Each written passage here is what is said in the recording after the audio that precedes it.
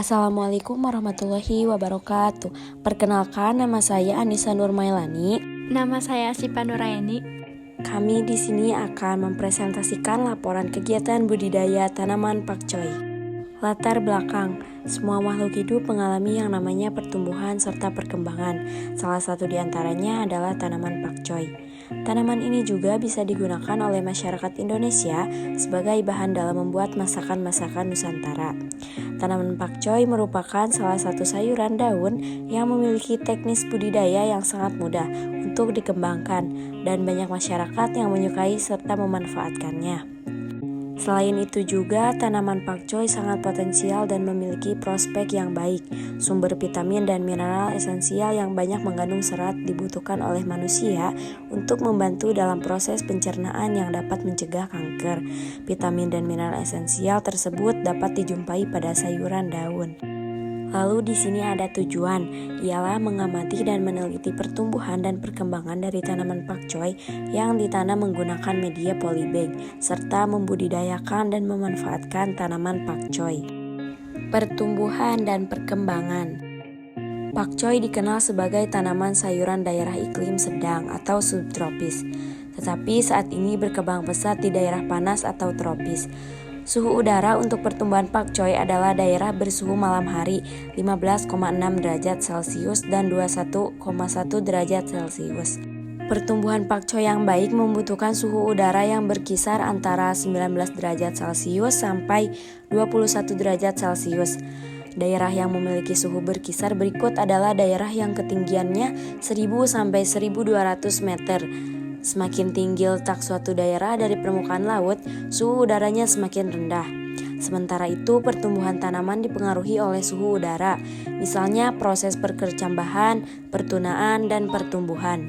Kelembaban yang sesuai untuk pertumbuhan dan tanaman pakcoy yang optimal. Menurut Cahyono 2003 berkisar antara 80% sampai 90%. Kelembaban yang tinggi dan lebih dari 90% berpengaruh buruk terhadap pertumbuhan tanaman. Tanaman pakcoy siap dipanen apabila umurnya cukup tua atau 30-40 hari.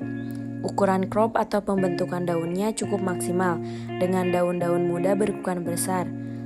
Tanaman ini sayuran daun yang cepat rusak atau susut.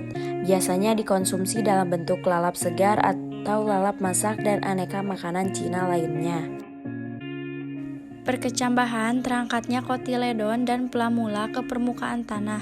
Pemanjangan terjadi pada bagian hipokotil atau ruas batang di bawah kotiledon. 1. Pertumbuhan primer. Pertumbuhan yang terjadi karena aktivitas meristem apikal atau terdapat pada ujung batang dan ujung akar, menyebabkan pemanjangan akar dan batang. 2. Pertumbuhan sekunder. Pertumbuhan sekunder terjadi akibat aktivitas pembelahan mitosisi pada jaringan meristem sekunder atau lateral sehingga mengakibatkan diameter batang dan akar bertambah besar.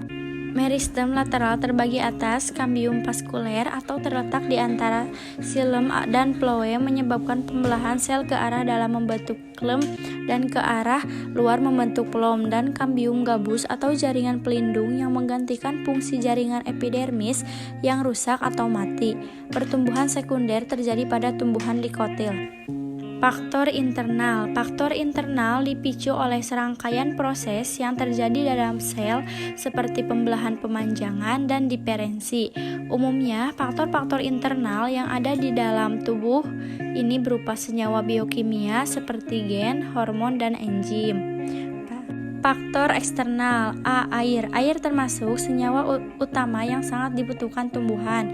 Tanpa air, reaksi kimia dalam sel tidak berlangsung sehingga tumbuhan mati. B. Cahaya. Kualitas, intensitas, dan lamanya radiasi yang mengenai tumbuhan mempunyai pengaruh yang besar terhadap berbagai proses fisiologi tumbuhan. Pada intensitas cahaya berlebih, maka auksin dan klorofil akan rusak sehingga menghambat pertumbuhan. Sebaliknya, pada intensitas kurang cahaya, tumbuhan mengalami etiolasi. C. Kelembapan. Laju transpirasi dipengaruhi oleh kelembapan udara. Jika kelembapan udara rendah, transpirasi akan meningkat.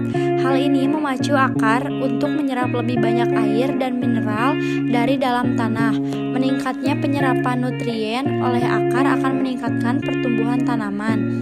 D. Nutrien. Zat makanan bisa terdapat dalam air, udara, dan tanah, atau umumnya dalam bentuk ion. Nutrien digunakan tumbuhan untuk sumber energi dan sumber materi untuk sintesis berbagai komponen sel yang diperlukan selama pertumbuhan. Jika kebutuhan kurang, maka akan terjadi defisiensi atau tumbuhan tidak sempurna hingga bisa mati. E. Suhu berpengaruh dalam proses fotosintesis, respirasi, transpirasi, dan reproduksi. Pada suhu optimum atau suhu tertentu saat tumbuh dan berkembang dengan baik berkisar 10-38 derajat Celcius. Umumnya, tumbuhan tidak tumbuh pada suhu 0 derajat Celcius dan di atas 40 derajat Celcius. F. Oksigen. Oksigen mempengaruhi pertumbuhan tumbuhan dalam respirasi aerob pada tumbuhan. Terjadi penggunaan oksigen untuk menghasilkan energi. Energi ini digunakan antara lain untuk memecahkan kulit biji dalam perkecambahan dan aktivitas tumbuhan. Apabila tumbuhan kekurangan oksigen dapat mengalami kematian. G. pH medium atau tingkat keasaman. Derajat keasaman tanah atau pH tanah sangat berpengaruh terhadap ketersediaan unsur hara yang diperlukan oleh tumbuhan. Pada kondisi pH tanah netral, unsur-unsur yang diperlukan seperti Ca, Mg, P, K cukup tersedia. Adapun pada pH asam, unsur yang tersedia adalah Al, MO, Zn yang dapat meracuni tubuh tumbuhan. Secara khusus, inti dari penelitian ini adalah keterkaitan antara hormon auksin dengan intensitas cahaya matahari yang akan mempengaruhi pertumbuhan dan perkembangan kacang hijau. Sekian presentasi dari kami ucapkan terima kasih.